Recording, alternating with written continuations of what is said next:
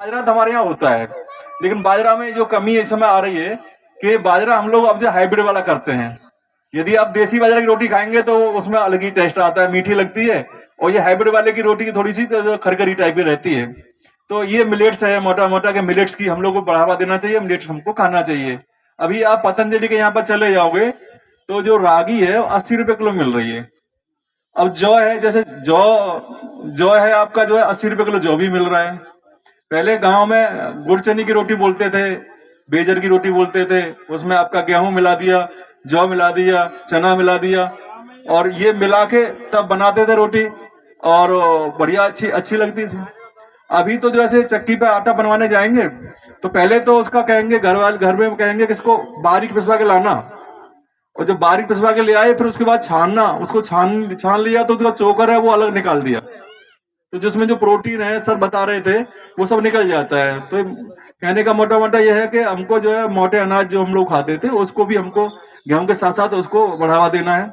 दूसरा जैसे आलू की बात, आलू प्रबंधन की हो रही है, तो जैसे हम जो हमारे यहाँ करीब जो है 50,000 हेक्टर एरिया में आलू होता है, 45 से 50,000 हेक्टर। इस बार हम लोग सर्वे करा रहे हैं, अभी मोबाइल से सर्वे होगी, गांव गांव सभी गांव में सर्वे होगी, कितना एरिया है वो एग्जिट निकल के आएगा। तो जैसे हम आलू कर रहे हैं और आलू के बाद बाजरा कर देंगे, फिर आपका खाली खेत पड़ा रहेगा।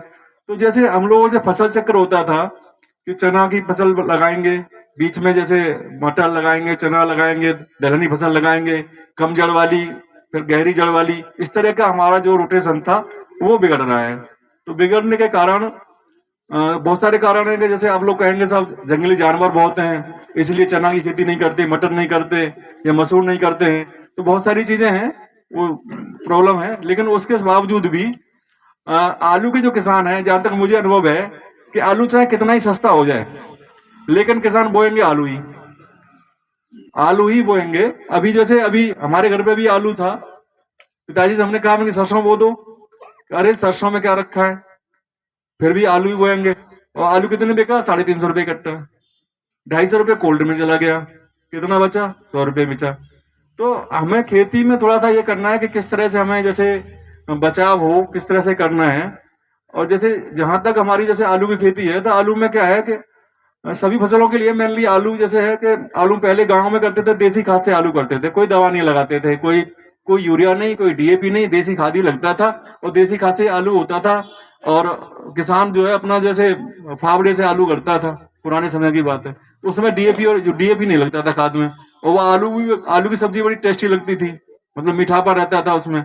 अब क्या है, हमारी जमीन में 0.8% ऑर्गेनिक कार्बन होना चाहिए, इससे अधिक होना चाहिए। लेकिन अभी हम लोग जैसे सॉइल सैंपल कराते हैं, टेस्ट कराते हैं, मृदा की जांच कराते हैं,